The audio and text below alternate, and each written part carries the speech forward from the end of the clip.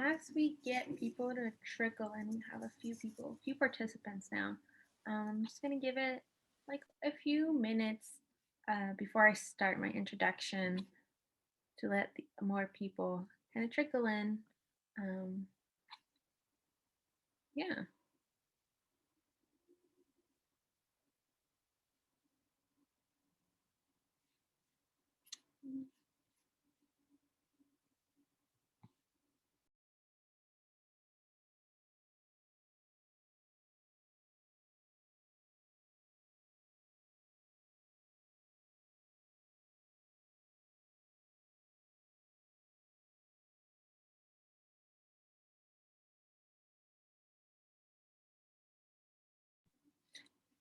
I think I'm gonna start now. I give it like 1 minute, but we're gonna start now. So, hi everyone. Thank you for joining us this afternoon, and I hope that everyone had a wonderful weekend. We are at week 9 already, so it's getting to the wire now. Um, but welcome to graduate school at our series, Graduate School Admissions into Law School, which is hosted by the Social Science Academic Resource Center. Today we have Assistant Director Ms. Carmen Su from UCLA School of Law that will present on UCLA Juris Doctor program. Carmen Su has been working in law school admissions for over 17 years. She has been a member of the admissions team at UCLA Law for 13 years, currently serving as the Assistant Director of Admissions. Previously, Carmen served as the Assistant Dean of Admissions at Chapman University School of Law and the Assistant Director of Admissions at Syracuse University College of Law. She has also served on panels for the Law School Admissions Council, was a member of LSAC's Newcomers Conference Planning Committee and LSAC's Annual Conference Planning Committee. Carmen holds a JD from Syracuse University College of Law, a Master of Arts degree in Sociology from Syracuse University, and a BA from here, University of California, Irvine, with a certificate in diversity. Before I start, I would like to introduce myself. My name is Elizabeth Hafen. I am one of your SARC peer consultants. I'm a fourth year political science and psychology double major. I'm also joined by my fellow colleague and SARC peer consultant Nayeli Lopez. Hi everyone. As Elizabeth mentioned, my name is Nayeli Lopez. I am currently a peer consultant here at SARC, and I am a fourth year education sciences and social policy and public service double major. We would just like to say that if you have any questions, please submit them through the Zoom Q&A feature, which is located at the bottom of your screen. We will be addressing all questions at the end. This event will be recorded. And without further ado, let's get started. So I'm gonna hand it over to Carmen. Great. Thank you, everyone. Thanks for having me. As the host mentioned, I am an alumnus of UC Irvine, was just there on campus walking around Aldrich Park yesterday. So it's great to be here. It's great to speak to all of you on behalf of UCLA Law School Admissions Office. And I want to put up front, in case I forget later on, because I tend to get lost in my PowerPoint, that I'm very accessible to all of you at any point in time in your journey of applying to law school. So I will, ask that Carissa, Elizabeth, and Nayeli to feel free to pass out my email address after this event. I'll post it on my PowerPoint as well. So feel free to take that down because it's an exciting time for all of you, and I'm happy to make that journey as easy as possible. So without further ado from my end, I will go ahead and share my screen and begin my PowerPoint. Okay, can you all see that? Yes, okay, great. Let's see where my cursor went. There it is. Okay, so as has already been said, I'm the Assistant Director of Admissions at UCLA School of Law, obviously. I've been at UCLA for over a decade, 14 years, have my bachelor's from UCI, My JDMA, I did a joint degree program at Syracuse in upstate New York, and my email address is down below, but will be shared later on as well. What I'm going to do to actually walk through the agenda a little bit is I talk a little bit about UCLA. I actually talk a lot about UCLA law in general, the programs that we have, and then I move to admissions. What I've learned as I do these webinars and information sessions is most of you, and I don't have a sense of what year you all are in, nor do I know where you are in the process. I find that most of you actually have questions a lot on admissions. So I'm going to kind of run through all the law school details so that we can get to the admissions side. And then, the last 10 or 15 minutes, you all can ask me questions about the details and intricacies of the admissions process. I also want to mention, which I always forget to do on Zoom, is there is no holding back on questions that you might have. Okay, I'll put that out there right away. If there are questions that I cannot answer because it's confidential or we just don't release that kind of information, I am more than happy to let you know that, but please, this is a chance for me to engage with you and demystify anything that might be on your mind at this time, especially things that you have read online. We'd love to demystify any information you find there. So is law school right for me? I know a lot, I've been doing this for a long time, that there have been times where I have gotten students in my office who have gone through law school for the first year. They're passing all their classes and they're doing fine. But at the end of the day, at the end of their first year, they decide law school is actually not right for them. And what happens after that? They leave law school and they're already $40,000, $50,000, $60,000 in debt. I say this to you because you definitely want to take this endeavor seriously. Some of you are here just to get some information about law school. Is it right for you? Others are more concrete in your decision to do so. If you haven't already done so, it's always a good idea to research what getting a law degree means. What can you do with a law degree? I want to do this. Does a law degree help me in that? Or is it just going to be another degree behind my name? You definitely want to go for all the right reasons and reasons that will help springboard your career that you have in mind. Talk to attorneys in the field.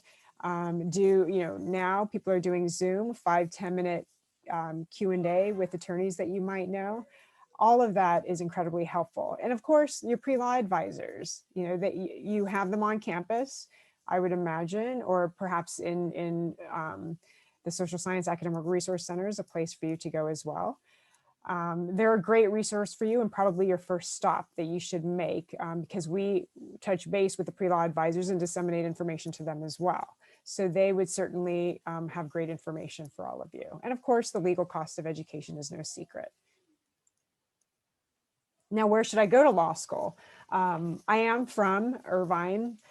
I actually did go to high school locally as well in Irvine. So, for me to go out of state to New York was something that I took very seriously in my decision to attend out of the area that I'm comfortable in. Some of the objective factors are the factors that most of you will already take into consideration. Bar pass rate, we just got our results, 87% second in California behind Stanford. Our career services office, those obviously when you go to law school, you want employment at the end of the day, right? So take a look at what their services entail and how many counselors they have per number of students at the school, their employment statistics. For the class of, I believe 2020 is our latest class, the employment statistics there for full-time, long-term bar required JD Advantage 10 months out is 95.6% employed. And the details actually are important. Actually, I think this is 2019. I think that we're still working on the 2020 data. The details of saying full-time, long-term bar required JD Advantage is very important for all of you to know when you're looking at these websites. Because many people may say, oh, I have a 99% employment rate, but they're taking into account folks that may be working in a coffee shop or retail. So specifically looking at these details, when you're looking at any school, obviously not just UCLA, and I'm speaking to you, not just as a UCLA representative, but someone who has gone through law school, right? And someone who is trying to impart on you things that I perhaps didn't know or didn't realize the importance of. So just keep those adjectives in mind when you're looking at employment statistics. Financial aid, of course, scholarship packages, loan forgiveness programs. If you go into the public interest sector, many law schools have what's called loan forgiveness. You work in the public interest sector for a number of years in a particular area. There are loan forgiveness programs at a good number of law schools, if not all. And rankings, whether or not, I'm not listing things that are necessarily or should necessarily be important, right? But there are things that we all know that you all take into consideration when looking at law schools. Then there are the subjective factors that you don't want to negate from your decision making. Location, right? Do you want to be in a big city? Do you want to be in suburbia like Irvine? Do you want to be in a more rural area? You would be surprised that yes, there are law schools in rural areas as well, ones that are incredibly well reputable. So, if you want to venture out from your comfort zone, cast a wide net. Location, as I mentioned, size of law school, we are considered a medium-sized law school. We bring in a class of about 300 to 320 from year to year. The larger end of law schools, they bring in classes of 500 plus. And then from the smaller size, roughly about 100, 150, 200 is more on the smaller scale in terms of size of the law school. And culture and community, this is a time when obviously visiting the campus is going to be difficult. But another plug before I forget, we do offer virtual tours and class visits right now. And our virtual tours are led by current students. So I can talk about the culture and the community of the law school, which I will as we go through the course of these slides. But the best way to get a really good sense of what the culture and climate is at any law school is to speak to current students, especially once you are, especially at events, whether they be admitted student events or applicant events, where you can talk to a good number of students. When you take these tours, you'll be taking a tour with one student, right? But it's good to get a perspective and a broad range of perspectives from a variety of current students. A little piece of information: once you are admitted to law schools, you can always ask the admissions office, at least at UCLA, and I would advise you to go ahead and ask the question at other admissions offices at other law schools as well, to ask them, if you're from Irvine and you're looking at a school out of state, ask them, can you match me up with a student at your law school that came from Irvine or that came from, Santa Ana or Westminster or wherever you're from?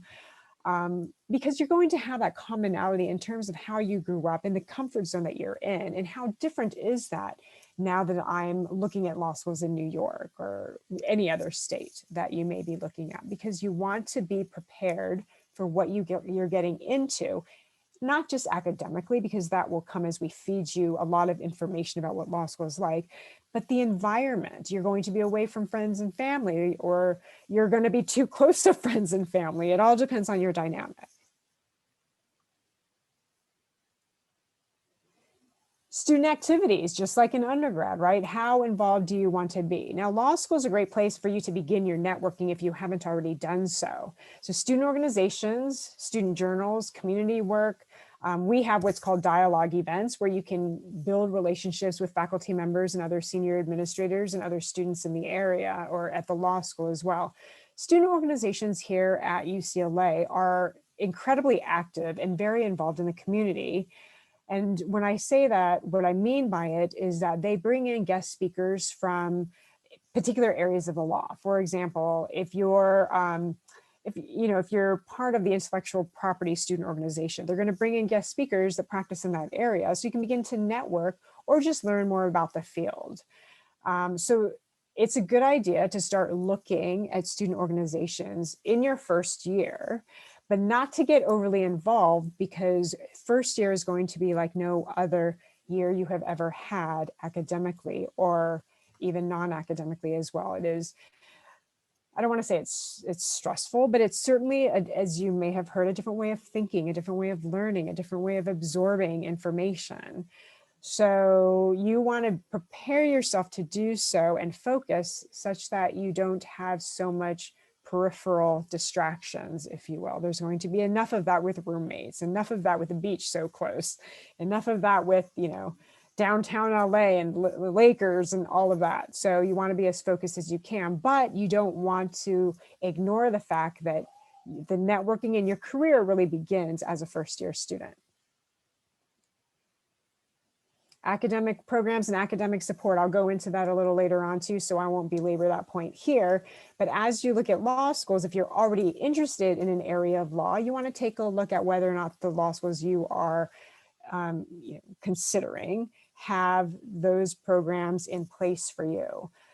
I will mention, because it's always a question that I get and a question I forget to address if it's not asked, is that you never have to declare an area of focus in law school as you would need to do when you're an undergrad, right? I think late sophomore year, you have to declare I'm this major or that major. In law school, you never have to. You can graduate having taken a bunch of courses in a variety of areas, having never declared is not a good word because it's never it's never a formalized thing, but you never have to indicate that you are planning to pursue this particular area of law.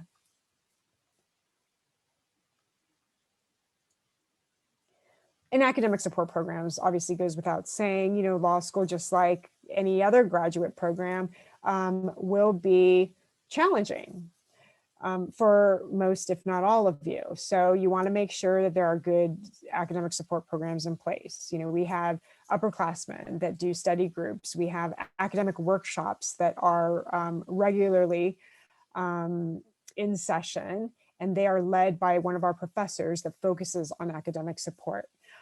We have academic counseling, and then at your 3L year, we have a bar exam prep as well.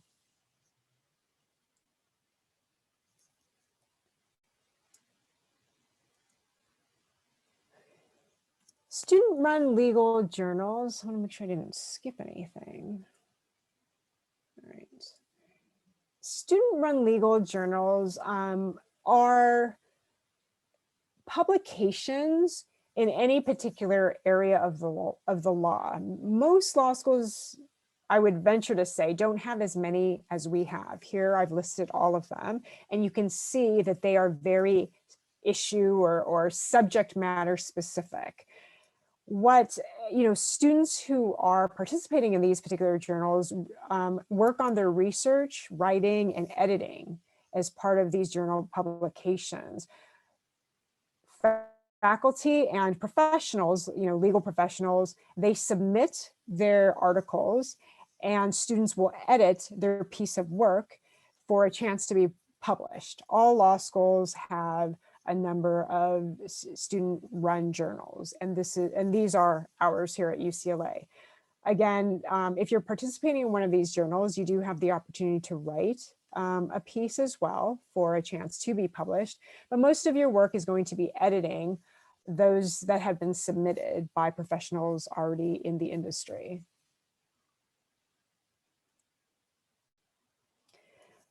Clinics and simulations. So these are, I'll define them because, again, I've been doing this over the course of the last year. I realize I'm getting a lot of the same questions, so I have to remember to address them.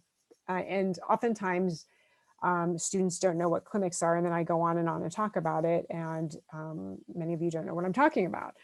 So clinics are, in essence, real live practice of law under the supervision of a professor or an attorney, more likely a professor, because it is a class that you are taking. Clinics are classes where you register online, like you're registering for a regular doctrinal class at the law school. They are actual clinics, are actual practicing of a particular area of law. For example, our immigration law clinic will work with live clients who are working through different parts of their immigration case, whatever it may be. Sometimes it crosses over to criminal law cases that are related, that have immigration law issues involved. Our environmental law clinic works with local organizations doing environmental work, whether that be in climate change work. Our dog administrative hearing, people see this and they laugh and they wonder what it is. It's, a lot of times it's noise nuisance issues, right? So all of these, for the most part, unless it has an asterisk by it, just like our sports law simulation, are live client based, which means, again, you're working on actual cases or actual research. Our, a lot of times our International Human Rights Clinic and our Tribal Legal Development Clinic, you're not working with clients per se, but you're doing research or you're working overseas and assisting them with certain policies and regulations and trying to move forward rights, human rights of a particular group. Our Supreme Court Clinic, you're drafting, assisting in the drafting of amicus briefs to be submitted. So these are again, all this to say is this is great real life work that you're doing on behalf of the folks that are involved in the clinic. Our simulated clinics are, as defined, are simulated. So they're not working with real cases that are going on, but they're simulated such that you wouldn't really know if someone didn't tell you that they're simulated cases, that they are not real. Our sports law simulation is working with negotiation, oftentimes with athletes, right? But they're not real athletes because LeBron James isn't going to come in and say, hey, can the UCLA law students work on my contract here? No, that's not going to happen, right? He's got this agent that he's paying thousands and thousands of dollars to do that for him. But we will bring, it'll be fake cases with, simulated athletes. But what we will bring in are, maybe a general manager of a professional sports organization that is local to come in and help work on the negotiation and teach that class as well as a guest speaker. Specializations, programs, centers, and institutes. As I mentioned earlier, you never have to declare anything in law school, but we do have 7 set specialization areas, and different law schools will define specializations differently. The way we define specializations that sets these areas of focus apart from our program centers and institutes is that we have a structured list of requirements in addition to options that you satisfy. And once you satisfy them, it is then indicated on your transcript that you've specialized in this area, and is also, you earn a certificate as well. So if you wanted to call anything a declared major in law school, for UCLA law's purposes, they are called specializations. Our other programs, again, that are indicated here, immigration law, criminal justice, human rights, we have such a robust number of classes and clinics in these areas that it is possible for you to indicate that on your resume as well, that you have focused in this area. Now, who would make that decision for you and provide advice and counseling as to whether or not you should do that is your career counselor, who will be assigned to you once you enroll as a first-year student. And I'll talk a little bit about that as we move forward. But our career counselor, you are assigned one your first year, and then they follow you over the course of your 3 years so that you never have to retell the story that you have in terms of your career goals. You never have to say, oh, I plan to practice in DC in the area of legislation, right? You just go in, you meet with the same person over 3 years, and they will already just build upon the information they already know of you.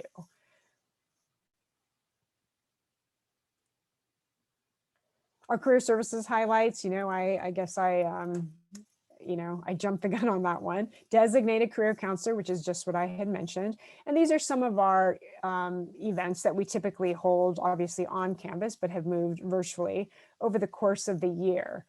In any given year, we have about 400 employers that come on campus to meet with our students, given all these events that we have. We have the government service and public, well, I'm not going to read through them, but they touch on different areas that any of our students may be interested in practicing in. Public interest, the government, off-campus, our on-campus interview program focuses on large law firms, typically 250 to 500 plus attorneys. And then, of course, our small and mid-sized law firm receptions for those who wish to practice on a smaller scale. We also have an alumni mentor program. With that being said, we also have a current law student mentor program. Mock interviews, where sometimes our alumni come on campus or speak to you virtually and work on your interviewing skills. And then a host of other workshops that we hold to assist you in resume, cover letter writing, and interviewing as well. Well, this is a really old slide. I actually think this might be more recent than what it says, 2014. So excuse this slide. I will actually, since I don't know how accurate it is, I will refer you to the website where we actually state, if you look up UCLA Law Class Profile, this will be the statistics for our graduating class will be listed there. But without even looking at the statistics, I will tell you the vast majority of our graduates do go into law firm practice right out of graduation. So we're talking, again, 10 months after graduation, not 5 years out. And then we have a good number that go into public interest, judicial clerkships are probably our next largest group. And then I will, as I mentioned, refer you online for our most recent data. So for those of you who are unsure where UCLA is, because I must admit, coming from Irvine, LA was sort of like another country to me practically. We are located in the city of Los Angeles, but we are about 35 minutes west of downtown LA. We are 15 minutes away from, 15 minutes away from Santa Monica, about 20 minutes away from Venice Beach. And we're actually nestled in a neighborhood, a residential neighborhood surrounded by Brentwood, Bel Air. Beverly Hills is a little bit further away. But it's really a beautiful area that I would hope, if you can, come and visit if you have the opportunity. This is a map of campus. The law school is, and you will know as you do research on law schools, some of them are affiliated with undergraduate campuses, though they either are located on campus like UCLA, or they may be off of campus. Like, for example, locally, Loyola Law School, I believe they're affiliated with LMU. They are not on the LMU campus, right? Don't quote me on that. I'm pretty sure they're affiliated, but I'm not 100% sure. And then there are those that are self-standing, like UC Hastings Law School is a self-standing law school, not affiliated with a greater campus. So unlike those two, we are located on campus. There are huge benefits to that you can imagine. You have access to, easy access to everything a graduate student has as a UCLA graduate student. In addition, the law school is supported, right? Like our office for students with disabilities, right? We can tap into the undergraduate resources as well, and they help the graduate programs too.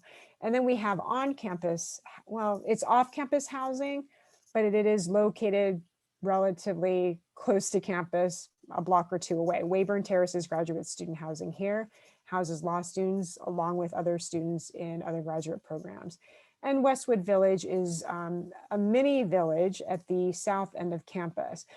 So people always ask, do I need a car? You all being coming from Southern California already may not be asking that question, but I always say, if you never want to venture off of UCLA's campus, you actually don't have to, because in Westwood Village, there's a Trader Joe's, there's a Target, there's a Ralph's, there's a ton of restaurants, there's 2 movie theaters, there's an In-N-Out Burger. So literally, you don't ever have to step off the campus to survive. Though, of course, we live in a beautiful area in Southern California, you're going to want to, but I mean, it's pretty amazing. It's just like University Town Center by UCI, right? I mean, it has all the things you really will ever need. I just had In-N-Out there yesterday, actually. Walked the bridge. All right, so let's go into admissions as I look at the time here. So admissions, LSAT and GPA are 2 factors that are really important that all of you are in high alert of in terms of the importance in law school admissions. But I will say, you may have looked online that our we're a competitive law school, right? That's no secret. And if you look at our medians in terms of our incoming class, is a 169 LSAT and a 3.79 GPA, meaning half of the incoming class had above that LSAT and half had below. And so we've admitted folks who had an LSAT in the 150s, and we've admitted folks with a GPA below a 3.0. So then the question becomes, why do you admit those folks? Can you tell me the secret so that I can get in, right? And where that comes into play and how we admit those folks is we learn more about you. So the other acronym I like to say is your own uniqueness, right? Who are you? Then the question then further becomes, how do we gather this information about you such that we think that you're a great fit here? Because really it's a two-way street, right? We want to look for those who are great fits with us, and you want to find that law school that's a great fit for you. And we understand that. So these are some of the things, and we don't have a list like this when we're evaluating applications, but these are some of the things that we have seen most of the time, more than one, on an application that piques our interest, because what we're trying to look for, we're not looking for a model applicants, but what we're looking for folks who will be great members of our community, great members of our UCLA law family, and great contributors to our community and the legal profession in general once you graduate. Once you become an alumnus of a school, you will always be an alumnus of the school, right? So sometimes you read the news and you're like, someone did maybe something horrific and you're looking at what school they went to and you're like, oh my gosh, right? Like, I can't believe, whatever. Like, you don't want it to be coming from the school you graduated from, right? And so that's the same thing, right? We're looking for folks who are going to be great contributors and great representatives of our family, because you will always be part of our family, right? I will always be an alumnus and a proud anteater, and I will always be a proud orange person from Syracuse, right? And so we're looking for the same. So these are some of the things where we see and learn about you. I will also emphasize that when you're trying to think about how to put together your own application, think about the fact that not only are we a competitive law school, but we get a ton of applications, right? Last year, we got just a little over 6,000. This year, we've gotten over 7,500. So we've increased our applications by no doing of our own, right? Simply by whatever is going on in the world, by 1,500 applicants, if that. I think it's actually more. So when you're asking yourself, how am I going to set myself apart? Ask yourself, what is my outstanding work experience? What is my outstanding leadership? What are my outstanding scholarly achievements? What are my outstanding language abilities? Put the word outstanding in front of all of these things, right? Because there will be plenty of applicants who have the same LSAT, the exact same GPA as you, coming from a very similar undergraduate institution. So how am I going to decipher who is more admissible than the other? When you're thinking about writing your personal statement, I will jump to that just a little bit because I don't want to rush to it later on. I give the advice. A personal statement is probably the most difficult pieces to give advice for, because it is such a broad factor to consider for us. And there is so much that you could write about. So make a list of maybe the 6, 7, or 8 things that you think you want to write about on your personal statement, and either give it to a bunch of friends that you have or family members, or think about all the friends and family members that you have and ask yourself, can any of these folks, or can 2 or 3 or 4 or 5 of these people write about the exact same thing? If so, it's not so unique, perhaps, right? I worked in a law firm. Well, newsflash, hundreds and thousands of you have worked in law firms, right? Well, I speak 5 languages. How many people can say they speak 3, 4, 5 languages? Not many, right? Career achievements. I worked for a nonprofit. Well, many of you will have. Well, I founded a nonprofit, and now, now it makes, now I have allowed it to spread through different countries. That things like that set yourself apart. study abroads, we see that all the time. How common is that? It's pretty common, but perhaps it is the experience you had within that study abroad that sets yourself apart, right? I'm not saying don't talk about your work experience at a law firm. I'm not saying don't talk about your study abroad. I'm not saying don't talk about your hardships that you've had in life, but what about it sets yourself apart from others, right? And I truly believe, because I know many of you will say there is nothing about me that sets myself apart. I disagree. I disagree. So dissect yourself with a fine-tooth comb and think about, what is it about you that sets yourself apart? Or ask others. So, okay, the key factors in evaluating applications, forgive me in trying to be creative here. You'll see that I tried to spell out UCLA Law School. It's not a perfect science. It was a terrible attempt at creativity on my part. But I'm leaving it in here because I think it's just, I don't know, maybe it'll allow you to remember, or help you remember, the things that we take into consideration in terms of the physical elements that you submit when you're applying to law school. So undergraduate GPA, many of you probably attended a community college. I did. I went to Irvine Valley College. So people may ask, well, how do you evaluate that GPA as compared to undergraduate GPA? Or I took community college classes while I was in high school, which I also did. Do you take that into consideration? And depending on where you sit on where your GPA lies, fortunately or unfortunately, the answer is yes, we take all of that into consideration, mostly because LSAC uses all that information to provide us with your cumulative GPA, high school, community college while you're in college, and your GPA coming from a four-year institution. So we have a question on our application that asks, is there anything about your LSAT or GPA that you would like to explain? So if you have an upward trend, a downward trend, one particular quarter that was of particular difficulty to you, or you did poorly in your community college classes because you had to work full time, or you did poorly in your undergraduate school because you had to work full time, or you just were taking community college classes in high school because you were bored and you got D's and F's in them, that's a place where you want to explain it. And we welcome those explanations because they do exist.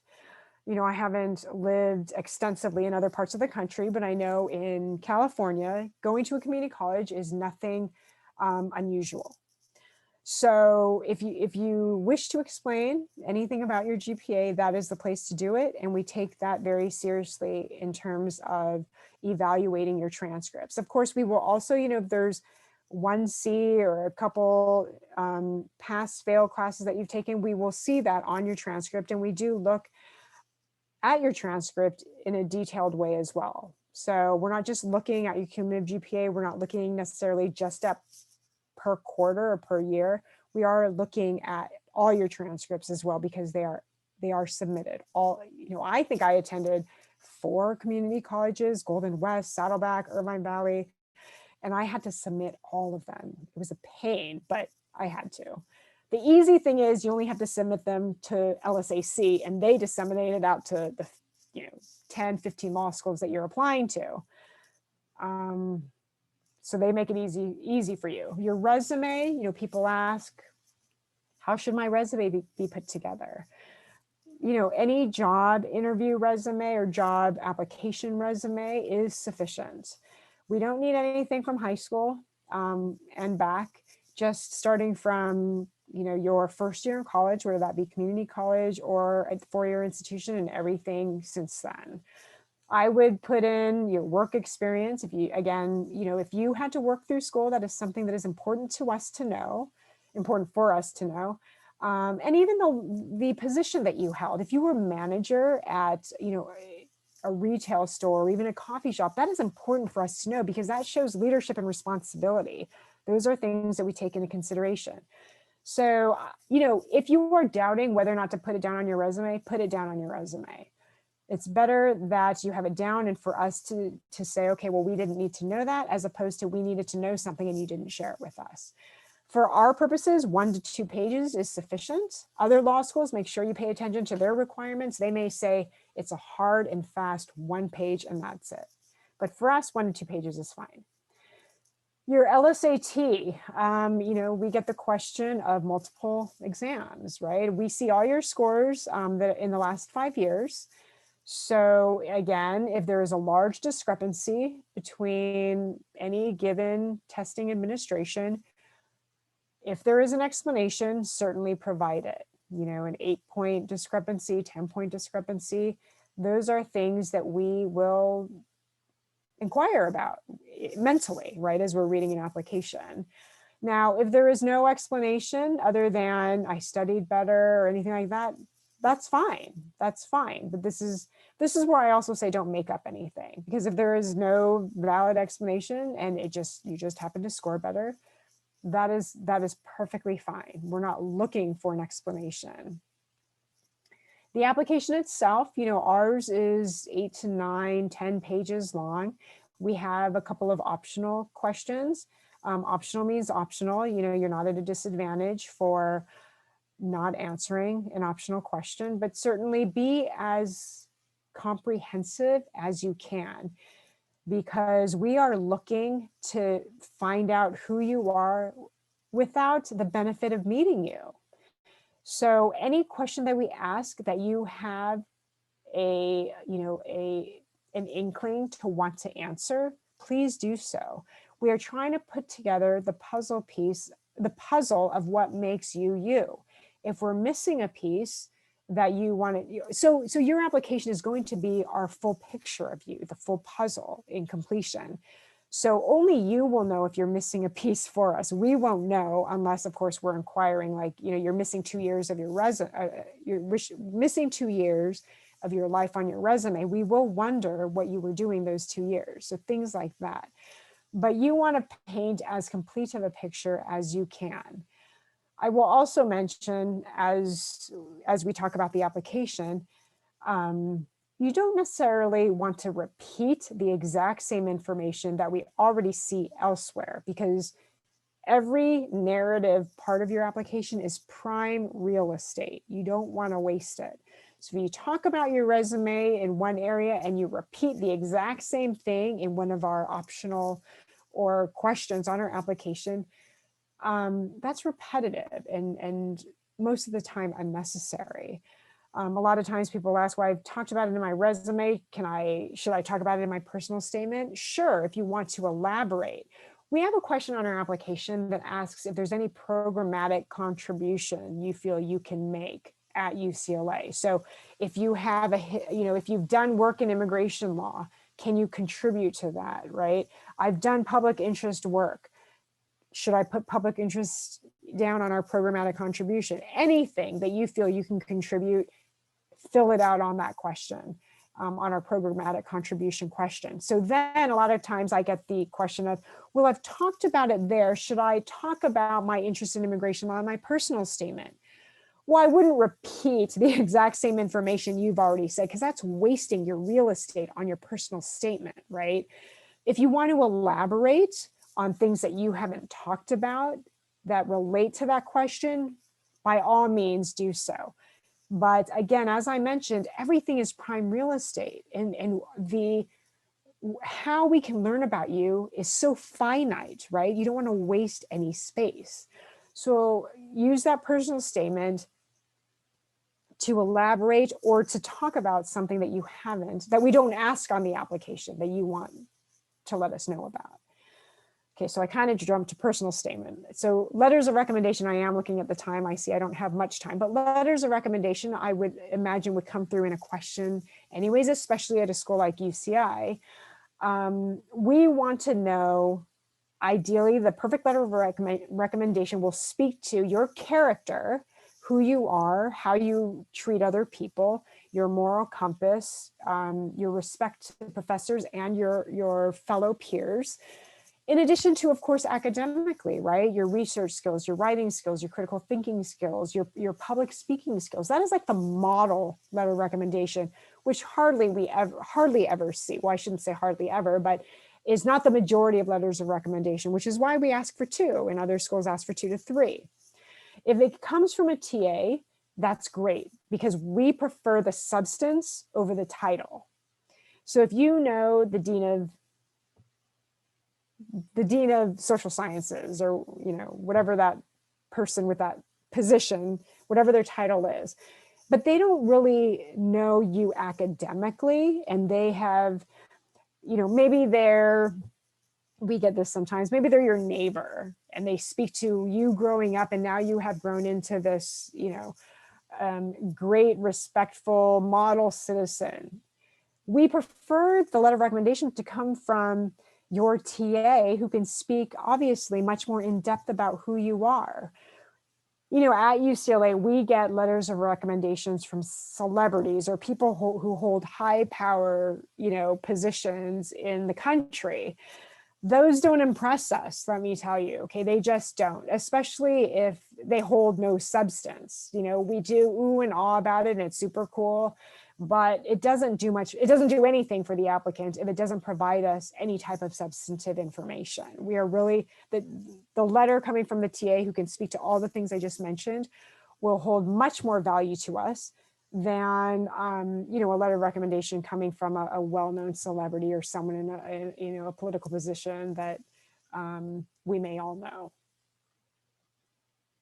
And an addenda, I will mention that quickly as well, for again, the purposes of UCLA, and I'm only speaking on behalf of UCLA.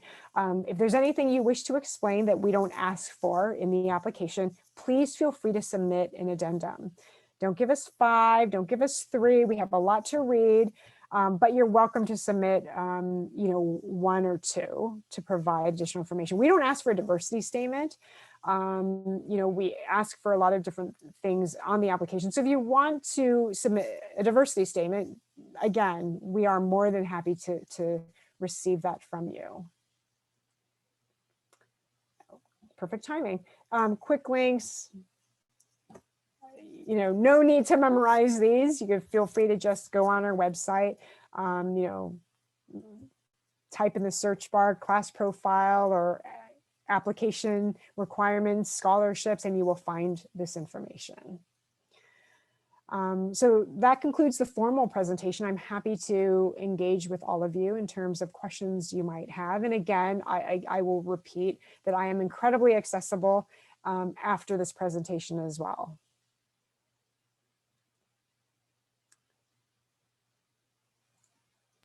Thank you so much, Carmen. I'm sure that presentation was very useful to many. We do have Q&A questions. So the first one being, do law schools favor students who double major? Yeah, that's a good question. I wouldn't say they favor them, and I will also broaden the question in terms of, do we favor political science and history majors? And the answer to both questions is no. We get folks who are drama, theater, performing arts majors all the way through STEM majors, right? Astrophysics, I mean, everything that you can imagine we have seen. Double majoring, no, not necessarily. And I guess that again, the broader question is, what should I major in? Should I double major? Should I major minor? The answer to that also is, don't pursue those paths because you think admissions folks want to do it. I would hope that you're pursuing a double major because you yourself find value in your future in majoring in whatever those you're double majoring in. But we are not looking for that. We are looking for a link between what you're doing in undergrad and law school. This year specifically, we are really looking through a microscope in terms of, are you going to law school because you want to go to law school, because it's been something that's been on your mind? Or are you going to law school because you can't get a job because we have COVID now and you really don't want to go to law school? So because we're trying to do you a favor, right? Don't go to law school for all the wrong reasons, as I mentioned in my first 10 minutes of my presentation. In any event, I'm going off on a tangent, but the answer, no, we're not. We want you to pursue what you want to pursue, and we will evaluate based on that. Thank you. The next question is, what is a minimum GPA requirement? Is a high LSAT score more important than your undergrad GPA? Yeah, so I get this question kind of from the flip side. What LSAT should I get to get into UCLA? So my answer to that is, why shoot for a 180 is 100%, right? A 180 is the top score of an LSAT exam. So I say, why am I going to tell you just get a 169? Shoot for a 180, right? I mean, I'm not going to, again, as I mentioned before, we have admitted folks with below a 3.0 now, and in the 150s in terms of the LSAT. But I will also candidly say those folks have something in their application that shows us they have academic promise that won't get them academically stuck or unable to really finish law school. I mean, that doesn't happen at UCLA. I think the attrition academically, I think, is zero. Like, no one flunks out of UCLA law school. And if there is, it's a very, very small number, but I would venture to say it's zero. I don't work in student services, so I don't know the number offhand, if any. But in terms of GPA, there is no minimum. We are looking at your application as a whole. Again, because why did we admit this person with a 2.8, right? There was something in their application that really stood out that showed us they can contribute to the law school. They have a lot of value in what they can bring to us, because at the end of the day, law school is not just the professor lecturing to you.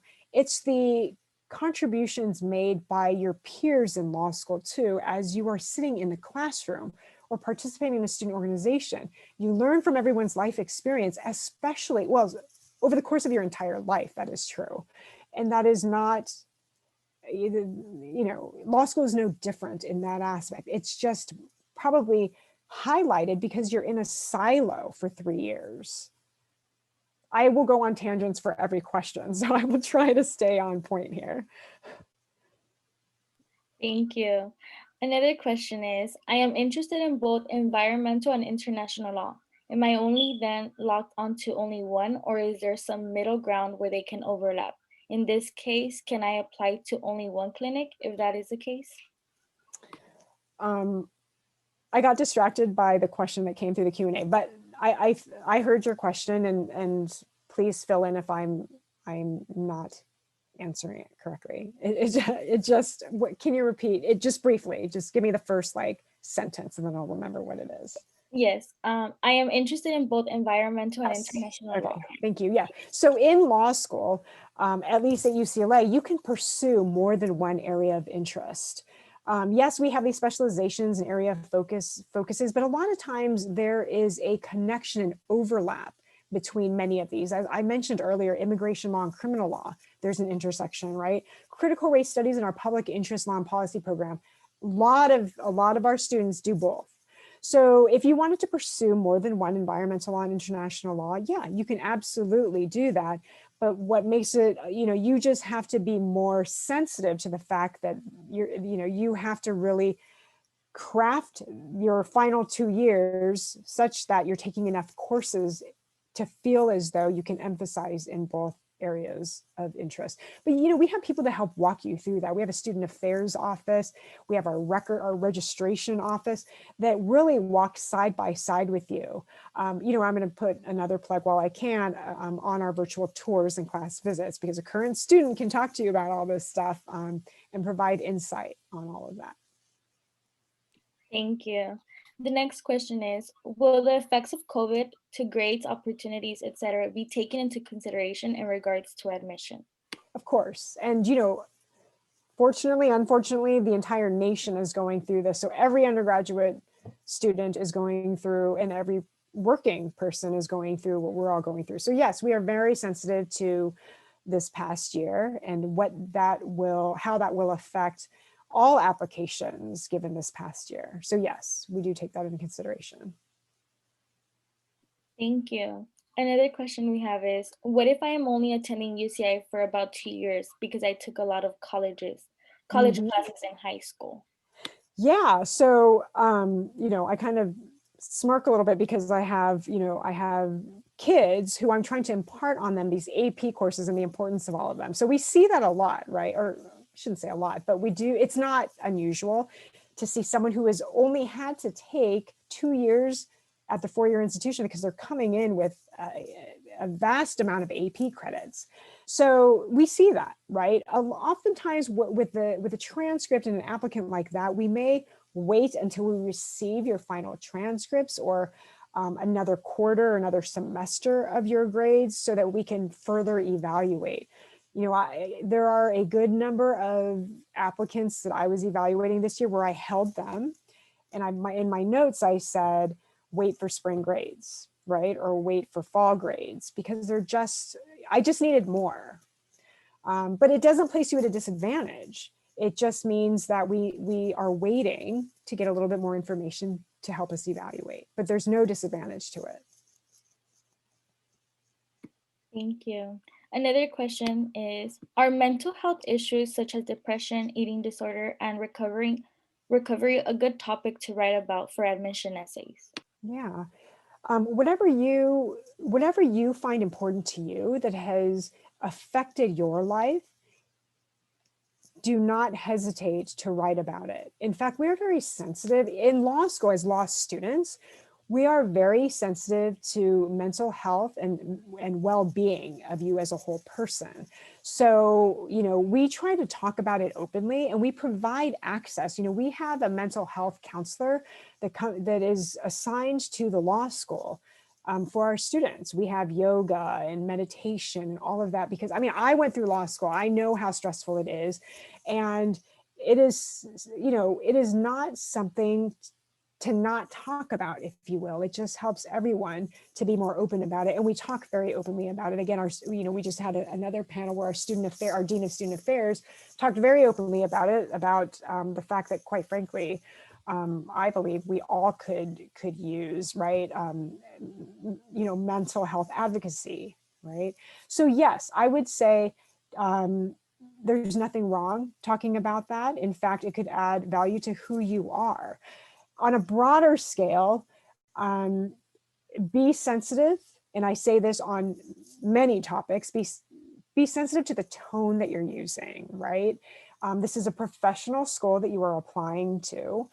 Make sure you approach your personal statement in a professional manner. And that doesn't mean shy away from sensitive topics or sensitive issues that have affected you. I would say share that with us, because that is part of who you are. But again, regardless of what the topic is, there is a way to present it such that it is not unprofessional, disrespectful, offensive, or what have you. Thank you. Another question we have is, what are your thoughts on taking a gap year before law school? You know, this is the same answer that I would give to what major should I pursue, right? We don't have a preference. You know, some people come straight out of undergrad, others wait 5 years, some take 1 or 2 gap years. We don't have a preference. Law school is not going anywhere. Certainly UCLA Law School is not going anywhere anytime soon. We will be here. We want you to apply to law school when you yourself are ready, and only you will know when that is. Thank you. Another question is, can you talk more about UCLA scholarships and/or affording law school? Yeah. I had another thought about the gap year, so I'll quickly address that. Oh, what should I do in a gap year? I get that question a lot too. And the answer to that, again, is whatever it is that you wish to do that will get you ready for law school, right? Again, we don't have a preference. You can travel, you can read, you can work, you can, you know, work in different areas of the law every 3 months to kind of experience those things. Whatever it is that you want to do in your gap year. Scholarships and financial aid. We do have scholarships. When you're admitted, you are automatically considered for a merit-based scholarship, a dean's merit-based scholarship. I will point you to the website to 2 full tuition scholarships that we have to offer. There are application processes to both of them. One is our Distinguished Scholars Scholarship, and the other one is our Achievement Fellowship. Achievement Fellowship, full tuition scholarship, takes into consideration obstacles that you've overcome, in addition to academics. And the Distinguished Scholars is almost purely academic based, but there's different deadlines for those 2 as well. So I refer you to the website for the specifics of that. Thank you so much, Carmen.